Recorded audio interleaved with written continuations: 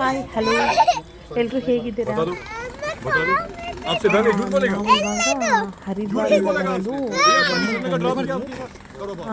ಹರಿದ್ವಾರಿಂದ ಬಸ್ಸಿಗೆ ಬಂದ್ವಿ. Morning around 8:30 reach ಆದ್ವಿ. ಆಗ ನಾವು ಬಸ್ಸಿಗೋಸ್ಕರ ವೆಯ್ಟ್ ಮಾಡಿ ಆಮೇಲೆ ಗೊತ್ತಾಯಿತು ಬಸ್ಸು ಇಲ್ಲ ಡೇ ಟೈಮಲ್ಲಿ ಅಂತ. ಸೊ ನಾವು ಕಾರ್ ಬುಕ್ ಮಾಡ್ಕೊಂಡು ಹೋಗ್ತಾ ಇದ್ದೀವಿ. ಕಾರ್ ಬುಕ್ ಮಾಡ್ಕೊಂಡು ಹೋಗ್ತಿದ್ದೀವಿ ಅಂದರೆ ಇಷ್ಟೊಂದು ಜನ ಇದ್ದೀವಲ್ಲ, ದೊಡ್ಡ ಕಾರೇ ಬೇಕು ನಮಗೆ. ಹಾಗಾಗಿ ದೊಡ್ಡ ಹೋಗ್ತಿದ್ದೀವಿ ಕಾಶ್ಮೀರಿಗೆ. ಜರ್ನಿ ಮಾಡ್ತಾ ಇದ್ದೀವಿ. ಅದು ಇಲ್ಲಿಂದ ಸುಮಾರು ಒಂದು 5 to 6 ಅವರ್ ಜರ್ನಿನೇ ಆಗುತ್ತಂತೆ. ನಾವು ಹೋಗೋಷ್ಟರಲ್ಲಿ ಕತ್ಲೆನೇ ಆಗೋಯ್ತು. ಈವ್ನಿಂಗ್ ಆಯಿತು ಅಂದರೆ ಸುಮಾರು ಒಂದು 5 ಗಂಟೆನೇ ಆಯಿತು, 4-5 ಗಂಟೆ ಅದು ಕತ್ಲೆನೇ ಆಗೋಗುತ್ತಲ್ಲ 5 ಗಂಟೆಗೆ. ಇಲ್ಲಿ ನೋಡಿ, ಇಲ್ಲಿ ಎಲ್ಲಿ ನೋಡಿದರೂ ಸಹ ಬಬಲ್ಸ್ ಅಂದರೆ ಬೆಣ್ಣೆ ಕಲ್ಲು ಅಂತೀವಲ್ಲ, ಆ ಥರ ಇದೆ ಇಲ್ಲೆಲ್ಲ ಕಲ್ಲುಗಳು. ಎಲ್ಲಿ ನೋಡಿದ್ರು ಇಲ್ಲೆಲ್ಲ ಬೆಣ್ಣೆ ಕಲ್ಲು ಹಾಕ್ತಾರಲ್ಲ ಮನೆ ಕಟ್ಟಲಿಕ್ಕೆ, ಅದರಲ್ಲಿ ಮಾತ್ರ ನಾವು ಬೆಣ್ಣೆ ಕಲ್ಲುಗಳನ್ನ ನೋಡ್ತೀವಿ. ಬಟ್ ಇಲ್ಲ ಹಾಗಲ್ಲ, ಎಲ್ಲಿ ನೋಡಿದ್ರು ಬರೀ ಅದು ಬೆಣ್ಣೆ ಕಲ್ಲುಗಳಿದೆ. ರೋಡೆಲ್ಲ ಕನ್ಸ್ಟ್ರಕ್ಷನ್ ನಡೀತಾ ಇದೆ ಇನ್ನು. ಅಲ್ಲೆಲ್ಲ ರೋಡ್ ಏನೋ ಮೋಸ್ಟ್ಲಿ ಅದು ನೈಸ್ ರೋಡು ಏನೋ ಕಟ್ತಾ ಇದ್ದಾರೆ ಅನ್ಕೋತೀನಿ. ಇಲ್ಲ ಮೆಟ್ರೋ ಅಂತೂ ಅಲ್ಲ ಅನ್ಕೋತೀನಿ, ಅದು ರೋಡೇನೆ ಮಾಡ್ತಾ ಇದ್ದಾರೆ, ಕನ್ಸ್ಟ್ರಕ್ಷನ್ ನಡೀತಾ ಇದೆ. ನೋಡಿ ಯಾವ ರೀತಿ ಇದೆ ಕ್ಲೈಮೇಟಲ್ಲಿ. ಇನ್ನು ಕಟ್ತಾನೆ ಇದ್ದಾರೆ, ಕನ್ಸ್ಟ್ರಕ್ಷನ್ ನಡೀತಾ ಇದೆ. ರೋಡೆಲ್ಲ ಕಿತ್ತಾಕ್ಬಿಟ್ಟಿದ್ದಾರೆ.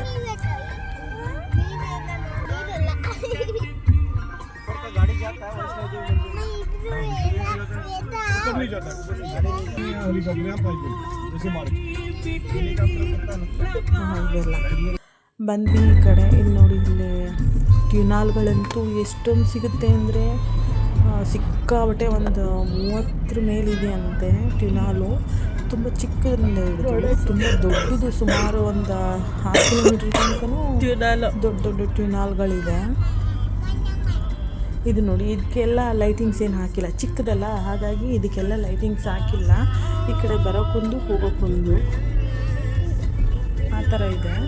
ಈ ಕಡೆ ಬರ್ಲಿಕ್ಕೆ ಒಬ್ರಿಗೆ ಹೋಗ್ಲಿಕ್ಕೆ ಆ ಕಡೆಗೆ ಇನ್ನೊಂದು ಟ್ಯೂನಾಲ್ ಮಾಡಿದ್ದಾರೆ, 2 ಮಾಡಿದ್ದಾರೆ. ಸುರಂಗ ಮಾರ್ಗ ಅಂತೀವಲ್ಲ ಅದು.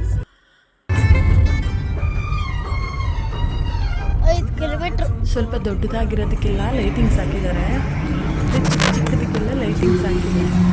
ಜಸ್ಟ್ ಇಷ್ಟಿಷ್ಟೇ ದೂರದಕ್ಕೆಲ್ಲ ಇವಕ್ಕೆಲ್ಲ ಲೈಟ್ ಹಾಕಿದ್ದಾರೆ, ಸ್ವಲ್ಪ ಫಿಕ್ಸ್ ಮಾಡಿದ್ದಾರೆ ಬಲ್ಬ್ಗಳೆಲ್ಲನೂ. ಇದು ಸ್ವಲ್ಪ ಏನು ದೊಡ್ಡದಿಲ್ಲ, ಬಟ್ ಮುಂದೆ ಹೋಗ್ತಾ ಹೋಗ್ತಾ ಹೋಗ್ತಾ ತುಂಬ ದೊಡ್ಡದು ಟ್ಯೂನಾಲ್ಗಳೆಲ್ಲ ಸಿಗುತ್ತೆ. ಅಲ್ಲಲ್ಲೇ ಮಾಡಿದಾರಪ್ಪ. ಜಸ್ಟ್ 1 ನಿಮಿಷಕ್ಕೂ ಸಿಗ್ತಾಯಿತ್ತು. ಬಟ್ ಏನಂದರೆ ನಾನು ಇದ್ಯಾಕೆ ಈ ಥರ ಸುರಂಗ ಮಾರ್ಗ ಕೊರೆಯೋ ಬದಲು ನಾನು ಅಂದ್ಕೊಳ್ತಿದ್ದೆ ರೋಡೇ ಮಾಡಬೇಕಿತ್ತಲ್ಲ, ಏನಕ್ಕೆ ಈ ಥರ ಸುರಂಗ ಮಾರ್ಗ ಹಾಕಿದ್ರು ಅಂತ ನನಗಂತೂ ಗೊತ್ತಿಲ್ಲ. ನಿಮ್ಗೆ ಯಾರಿಗಾದ್ರೂ ಗೊತ್ತಿದ್ರೆ ಕಮೆಂಟ್ ಮಾಡಿ. ನೋಡಿ, ಇಲ್ಲಿ ದೊಡ್ಡದಿದೆ ಅಲ್ಲ, ಇದು ಸುರಂಗ ಮಾರ್ಗ, ಹಾಗಾಗಿ ಇದಕ್ಕೆಲ್ಲ ಫುಲ್ಲು ಲೈಟಿಂಗ್ಸ್ ಹಾಕಿದ್ದಾರೆ ಉದ್ದಕ್ಕೂ. ಮತ್ತು ಇದ್ರ ಪಕ್ಕದಲ್ಲಿ ಬ್ಯಾರಿಯರ್ ಗೇಟ್ ಎಲ್ಲ ಹಾಕಿದ್ದಾರೆ. ಅಲ್ಲೆಲ್ಲ ನಿಲ್ಬೋದು, ಬಾಗಿಲೆಲ್ಲ ಇರುತ್ತೆ, ಆ ಥರ ಎಲ್ಲ ಇದೆ ನೋಡಿ.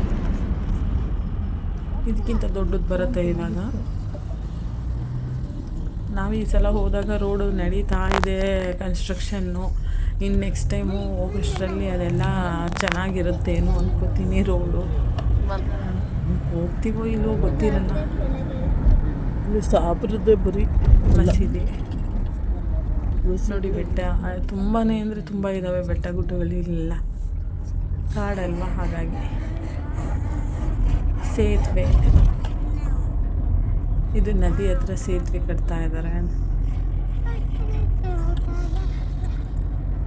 ನೀರು ಹರಿತಾ ಇದೆ. ಇಲ್ಲ ಟ್ರೈನ್ದೇನು ಅಂತ ಅನ್ಕೋತೀನಿ ಒಂದು ಕಡೆ.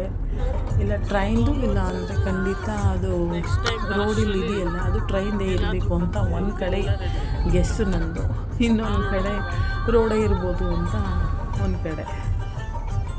ನಾವು ಯಾರನ್ನೂ ಕೇಳಲಿಲ್ಲ ಅದೇನು ಅಂತ, ಇಲ್ಲ ನನಗೆ ಗೊತ್ತಾಗಲೂ ಇಲ್ಲ. ಕೆಳಗೆ ಇಲ್ಲೆಲ್ಲ ನದಿ ನೀರು ಬರುತ್ತಂತೆ, ಇಲ್ಲೆಲ್ಲ ನೀರೆಲ್ಲ ಇಲ್ಲ, ಇವಾಗ ಬತ್ತ ಹೋಗ್ಬಿಟ್ಟಿದೆ.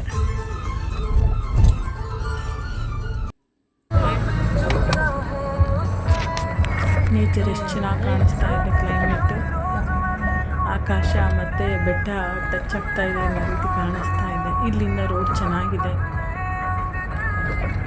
ಇಲ್ಲೆಲ್ಲ ಮುಗ್ದಿದೆ, ರೋಡೆಲ್ಲ ಕನ್ಸ್ಟ್ರಕ್ಷನ್ ಚೆನ್ನಾಗಿದೆ. ಅದು ಅರ್ಧದಿಂದ ಚೆನ್ನಾಗಿದೆ, ಅರ್ಧದಲ್ಲಿ ಆ ಥರ ಇತ್ತು.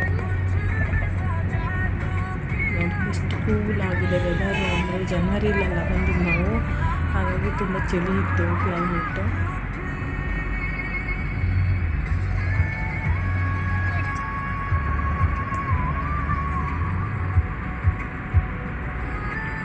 ಹೋಗ್ತಾ ಇದ್ದೀವಿ. ಇನ್ನೂ ಎಷ್ಟು ದೂರ ಅಪ್ಪ ಸಾಕಾಯಿತು ಜರ್ನಿ ಮಾಡಿ ಅನಿಸ್ಬಿಟ್ಟು ಕೊನೆಗೆ ಹತ್ರ ಬಂದ್ವಿ. ಈಗ ಕಾಶ್ಮೀರ್ ಎಂಟರ್ ಆಯಿತು. ನೋಡಿ ಮನೆಗಳು ಯಾವ ರೀತಿ ಇದೆ ಅಂತ. ಕಾಮನ್ ಆಗಿ ಈ ಥರ ನಾನು ಅದೇ ಫಾರಿನ್ ಕಡೆ ಅಮೇರಿಕಾ, ಸ್ವಿಟ್ಜರ್ಲ್ಯಾಂಡ್ ಆ ಥರ ಇಲ್ಲೂ ಸಹ ಅದೇ ಥರ ಮನೆಗಳಿದೆ. ಎಲ್ಲಿ ನೋಡಿದ್ದು ಅದೇ ಥರ ಮನೆಗಳು. ಊಟಿಲಿ ಸಹ ಇದೇ ಥರ ಇದ್ದು ನಾನು ನೋಡಿದಾಗ. ಊಟಿಲಿ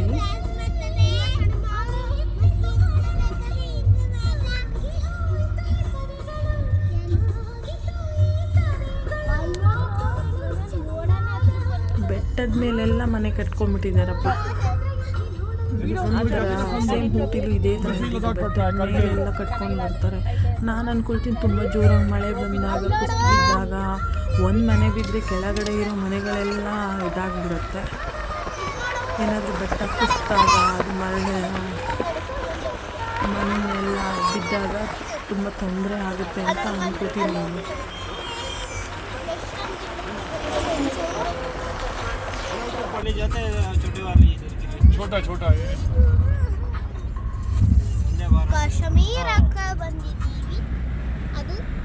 ನೋಡಿ ಬಂದ್ವಿ ರೋಡ್ ಸೈಡು.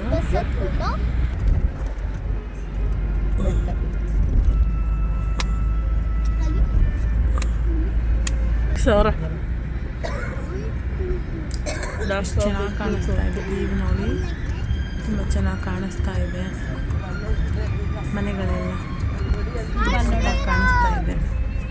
ಹೌದಾ ಶೀತ ಆರ್ಟಿಸಿ ಅಲ್ವಾ? ತುಂಬ ಚೆನ್ನಾಗಿ ಕಾಣಿಸ್ತಾ ಇದೆ.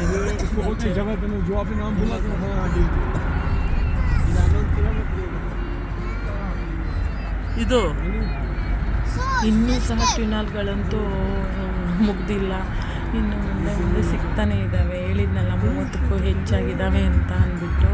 ಸುರಂಗ ಮಾರ್ಗ ಇದು ತುಂಬ ದೊಡ್ಡದಿದೆ, ಹಾಗಾಗಿ ಲೈಟಿಂಗ್ಸ್ ಎಲ್ಲ ಉದ್ದಕ್ಕೂ ಹಾಕಿದ್ದಾರೆ ನೋಡಿ. ಮತ್ತು ಇಲ್ಲಿ ಟವರ್ ಸಿಗಲ್ಲ ಒಳಗೆ ಅಂತ ಹೇಳಿ ಅಲ್ಲಲ್ಲೇ ಬೇಕಿದ್ರೆ ಫೋನ್ ಮಾಡೋದಕ್ಕೂ ಅನುಕೂಲ ಇದೆ. ಅಲ್ಲೆಲ್ಲ ಒಂಥರ ಬಾಗಿಲು ಥರ ಮಾಡಿದ್ದಾರೆ, ಫೋನ್ ಕನೆಕ್ಷನ್ ಎಲ್ಲ ಇದೆ, ಅಲ್ಲೆಲ್ಲ ಫೋನ್ ಥರ ಇಟ್ಟಿದ್ದಾವೆ. ಮತ್ತು ಅಲ್ಲಿ ಬಾಗಿಲು ಥರ ಎಲ್ಲ ಮಾಡಿದ್ದಾರೆ. ಇಲ್ಲಿ ಏನೇನು ಅಂತ ಗೊತ್ತಿಲ್ಲ, ಮೋಸ್ಟ್ಲಿ ಅಲ್ಲಿ ಡ್ಯೂಟಿ ಮಾಡ್ತಾರೇನೋ, ಅದಕ್ಕೋಸ್ಕರ ಜನ ಇರ್ಲಿಕ್ಕೆ ಆ ಥರ ಮಾಡಿದರೆ ನನಗೆ ಗೊತ್ತಿಲ್ಲ. ಇಲ್ಲ ಜನ ನಿಲ್ಲಿಕ್ಕೋ ಏನೋ ಅದು ಸಹ ಗೊತ್ತಿಲ್ಲ ನನಗೆ ಸರಿಯಾಗಿ. ನೋಡಿ ಇದು ತುಂಬ ದೊಡ್ಡದಿದೆ, ಅದೆಷ್ಟು ಸುಮಾರು ಒಂದು 6 ಕಿಲೋಮೀಟ್ರ್ ಅಷ್ಟೇ ದೂರ ಇದೆಯಂತೆ ಇದು. ನಾವು ಔಟ್ ಸೈಡ್ ಯಾವ ರೀತಿ ಕಾಣಿಸ್ತಾ ಇದೆ. ಇರಕ್ಕಮ್ಮ ಆಗಲೇ ಕತ್ಲೆ ಆಗೋಯ್ತು. 5 ಗಂಟೆಗೆ ಕತ್ಲೆ ಆಗಿಬಿಡುತ್ತೆ. 5 ಗಂಟೆಗೆ ತುಂಬ ಕತ್ಲೆ ಆಗಿಬಿಟ್ಟು ನಮಗಂತೂ ಫುಲ್ ಕತ್ಲೆ ಆದಾಗ ನೋಡೋದಕ್ಕೆ ಆಗೋದಿಲ್ಲ. ಕತ್ಲೆಯಲ್ಲಿ ಚಳಿ ಬೇರೆ, ಅದ್ರ ಜೊತೆಗೆ ಜನವರಿಲಿ ಯಾರಾದರೂ ಹೋದರೆ ಖಂಡಿತ ಜನವರಿಲಂತೂ ಮತ್ತು ಡಿಸೆಂಬರ್ ಹೋಗಲೇಬೇಡಿ. ಸಿಕ್ಕಾಪಟ್ಟೆ ಅಂದರೆ ಸಿಕ್ಕಾಪಟ್ಟೆ ಚಳಿ ಇರುತ್ತೆ.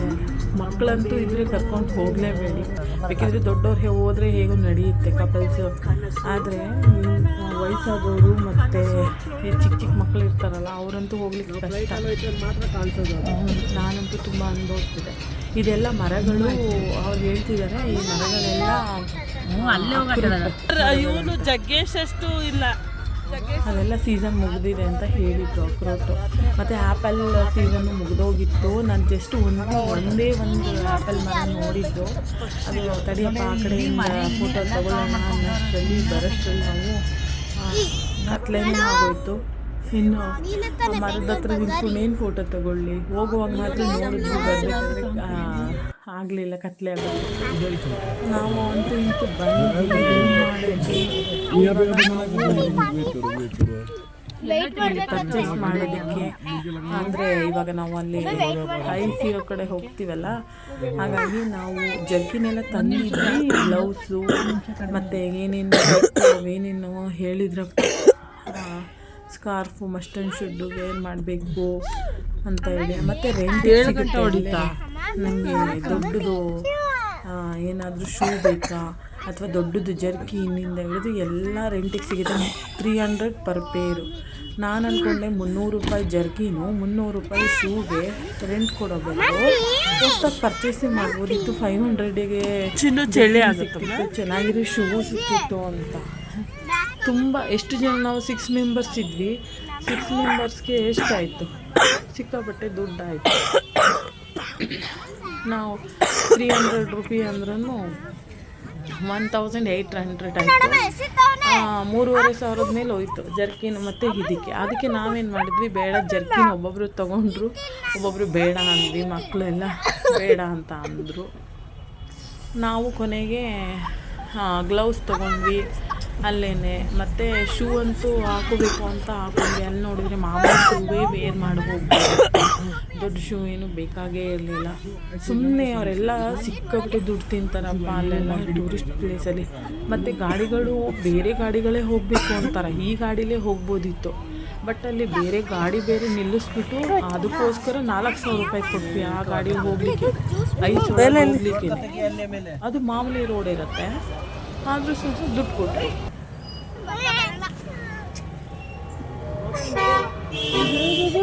ನೋಡಿ ಬಂದ್ವಿ ಇಲ್ಲಿ.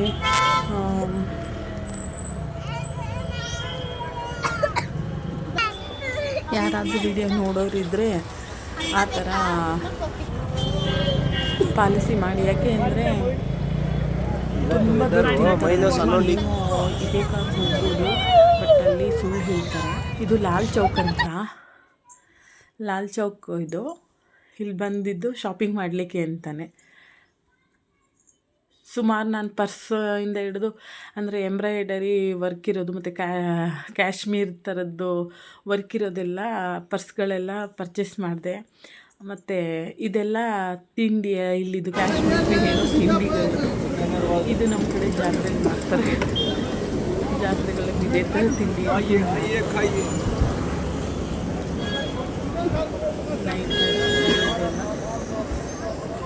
ನಾನು ಕಾಶ್ಮೀರಿಗೆಲ್ಲ ಬಂದು, ಕಾಶ್ಮೀರಿಯಲ್ಲಿ ಏನು ಫೇಮಸ್ ಇರುತ್ತೆ, ಸಫ್ರಾನ್, ಕೇಸರಿ, ಖಂಡಿತ ಅದನ್ನು ತೊಗೊಂಡು ಹೋದೆ. ಮತ್ತು ಡ್ರೈ ಫ್ರೂಟ್ಸು ತೊಗೊಂಡು ಬಂದಿದ್ದೀನಿ. ಇದು ಶಾಲ್ಗಳನ್ನೂ ತೊಗೊಂಡ್ವಿ ನೆನಪಿಗಿರಲಿ ಅಂತ. ನಾನು ಪರ್ಸ್ಗಳು ತೊಗೊಂಡೆ. ಸುಮಾರು ಪರ್ಚೇಸ್ ಮಾಡಿದ್ವಿ. ಗ್ಲೌಸ್ ಮಕ್ಕಳಿಗೆಲ್ಲ ಬೇಕಿತ್ತು, ನಮಗೆಲ್ಲ ಗ್ಲೌಸ್ಗಳು. ಏನು ತೊಗೊಳಕ್ಕಂದ್ರೆ ಜರ್ಕಿನ ಶೋಗೆ ಇಡೋದಕ್ಕೆ, ಇದು ಮೆಮೊರಿಗೆ ಐ ಲವ್ ಕಾಶ್ಮೀರ್ ಅಂತ ಬರುತ್ತೆ, ಅದನ್ನು ತೊಗೊಂಡ್ವಿ. ಸುಮಾರು ಪರ್ಚೇಸ್ ಮಾಡಿದ್ವಿ. ಮಾತ್ರ ಕಾಸ್ಟ್ಲಿ ಇಲ್ಲಿ ತುಂಬ. ಶಿಮ್ಲಾದಲ್ಲೇ ಪರವಾಗಿಲ್ಲ, ಇಲ್ಲಿ ಕಂಪೇರ್ ಮಾಡಿದ್ರೆ ಶಿಮ್ಲಾದಲ್ಲಿ ಕಡಿಮೆ ಸಿಗುತ್ತೆ. ಒಂದು ಶಾಲು 250 ಅಂತ ಹೇಳ್ತಾರೆ, ಇಲ್ಲಿ ಅದೇ ಶಾಲು 500 400 ಹೇಳ್ತಾರೆ. ಇಲ್ಲಿ ಕಾಸ್ಟ್ ಇರುತ್ತೆ ಜಾಸ್ತಿ, ಟೂರಿಸ್ಟ್ ಪ್ಲೇಸ್ ಎಲ್ಲ, ಹಾಗಾಗಿ ಜಾಸ್ತಿ ದುಡ್ಡು ಇರ್ತಾರೆ ಅಂತ ಅನ್ಕೋತೀನಿ. ಜರ್ಕಿನಂತೂ ಮೋರ್ ದೆನ್ 800-1000 ಇರುತ್ತೆ. 500 ಸಿಗುತ್ತೆ, ಅಷ್ಟು ಕ್ವಾಲಿಟಿ ಚೆನ್ನಾಗಿರೋದಿಲ್ಲ. ಯಾಕವ ಇರುವನು. ಇದು ಶಾಪಿಂಗ್ ಮಾಲ್ ಅಲ್ಲೇ ಲಾಲ್ ಚೌಕಲ್ಲಿ ಎಲ್ಲ ಕ್ಲೋಸ್ ಇದ್ದ. ಇವು ಆ್ಯಕ್ಚುಲಿ ಇದು ಕತ್ಲೆ ಅಂತ ಅಲ್ಲ, ಈವ್ನಿಂಗ್ ಅಷ್ಟೇ ಕತ್ಲೆ ಆಗಿಬಿಟ್ಟಿದೆ. ಇನ್ನೂ 6 ಗಂಟೆನೂ ಆಗಿಲ್ಲ, 5 ಗಂಟೆ 6 ಗಂಟೆಗೆ. ಇದೆಲ್ಲ ನೋಡಿ ಬೋಟ್ ಹೌಸು, ಅಂದರೆ ದಾಲ್ ಲೇಕಲ್ಲಿ ಅದು ಮನೆ ಥರ ಇದೆ, ಬೋಟಿಂಗಲ್ಲಿ ಕಟ್ಟಿರೋವಂಥದ್ದು. ಅದು ಒಂದು ದಿನಕ್ಕೆ ಒಂದು ರೂಮಿಗೆ 25,000 ಅಂತೆ ಸೀಸನ್ನಲ್ಲಿ.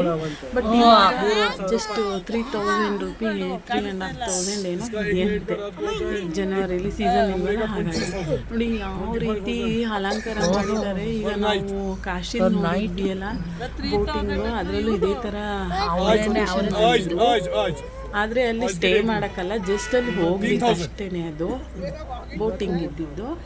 ಬಟ್ ಇಲ್ಲಿ ಸ್ಟೇ ಮಾಡಲಿಕ್ಕೆ 1 ನೈಟಿಗೇನೋ ಒಂದು ರೂಮಿಗೆ ಒಂದು ಕಮ್ರೆಗೆ 25,000 ಇರುತ್ತಂತೆ ರೆಂಟು ಸೀಸನ್ ವೈಸಲ್ಲಿ. ಬಟ್ ಇವಾಗ ಜಸ್ಟ್ 3,500 ಕೊಡ್ತಾರೆ ಅಂತ ಹೇಳಿದ್ರು. ಬಟ್ ನಾವು ಇರ್ಬೋದಿತ್ತು, ಗೊತ್ತಾಗಲಿಲ್ಲ. ಮುಂಚೆನೇ ನಾವು ರೂಮ್ಗೆ ಲಗೇಜ್ ಎಲ್ಲ ಇಟ್ಟು ರೂಮ್ ಮಾಡಿ ಬಂದ್ಬಿಟ್ಟು ಮುಂಚೆನೇ ಮಾಡಿ ರೂಮ್ ಬಂದ್ಬಿಟ್ಟಿದ್ದೀವಿ. ಆಮೇಲೆ ಗೊತ್ತಾಗಿದ್ದಲ್ಲ, ಇದು ನೋಡ್ಲಿಕ್ಕೆ ಬಂದಿದ್ದ ಅವಾಗ. ಇಲ್ಲ ಅಂದಿದ್ರೆ ಇರ್ಬೋದಿತ್ತು, 3,000 ರೂಪಾಯಿ ಕೊಟ್ಟು ಇರ್ಬೋದಿತ್ತು. ಚೆನ್ನಾಗಿದೆ ನೋಡಿ, ಎಷ್ಟೊಂದಿದೆ ಅಂದರೆ ಇಷ್ಟೊಂದಕ್ಕೆಲ್ಲ ಬರ್ತಾರೆ ಜನಗಳು ಅಂತ ನನಗೆ ಆಶ್ಚರ್ಯ. ಇಷ್ಟೊಂದಿದೆ, ಸಾವಿರಾರು ಇದೆ, ನೂರಾರಲ್ಲ ಸಾವಿರಾರು ಇದ್ದಾವೆ. ಇದಕ್ಕೆಲ್ಲ ಜನಗಳು ಬರ್ತಾರೆ ಅಂತ ಅಷ್ಟು ಕಾಸ್ಟ್ ಹೇಳ್ತಾರೆ ಅಂದರೆ 25,000 ಹೇಳ್ತಾರೆ ಅಂದರೆ ಎಷ್ಟು ಡಿಮ್ಯಾಂಡ್ ಇರುತ್ತೆ ಇದಕ್ಕೆ ನೋಡಿ. ಚೆನ್ನಾಗಿದೆ ಇದು ಸಹ ಒಂದು ಪ್ಲೇಸು ನೋಡಿ ನೀವು. ನಾವು ಕತ್ಲೆ ಆಗೋಗಿತ್ತು, ಹಾಗಾಗಿ ಈ ಥರ ಕಾಣಿಸ್ತಾ ಇದೆ. ಅಂದರೆ ಮನೆ ಕಟ್ಟವ್ರೆ, ಕತ್ಲೆ ಥರ ಆಗುತ್ತಲ್ಲ, ಹಾಗಾಗಿ ತುಂಬಾ ಇದ್ದಾವೆ ಈ ಥರ. ಇಲ್ಲಿ ಮರ ಕಡೆ ಅದೇ ಕ್ರೂಸರ್ ಥರ ಇರುತ್ತಲ್ಲ, ಅದನ್ನೇ ಡೆಕೋರೇಷನ್ ಮಾಡಿಬಿಟ್ಟಿದ್ದಾರೆ ಮನೆ ಥರ. ಇವಾಗ ನಾವು ಸಿಗಂದೂರಲ್ಲಿ ಹೋಗ್ಬೇಕಾದ್ರೆ ಇರ್ತಿತ್ತಲ್ಲ ಆ ಥರದ್ರಲ್ಲಿ ಇದು ಅಂತ ಅನ್ಕೊಳ್ತೀನಿ. ಅದನ್ನೇ ಆಲ್ಟ್ರೇಟ್ ಮಾಡ್ಕೊತಿಲ್ವೇನೆ. ಇಲ್ಲೇನೇ ಇದು, ಇಲ್ಲಿ ಕಿಲೋಮೀಟರ್ ತನಕ ದೂರ ಇದೆ, ಅಲ್ಲಿ ತನಕ ಆ ಥರ ಬೋಟಿಂಗ್ ನೋಡಿ. ರೂಮ್ ಬಂದ್ವಿ, ಇದೇನೇ ರೂಮು.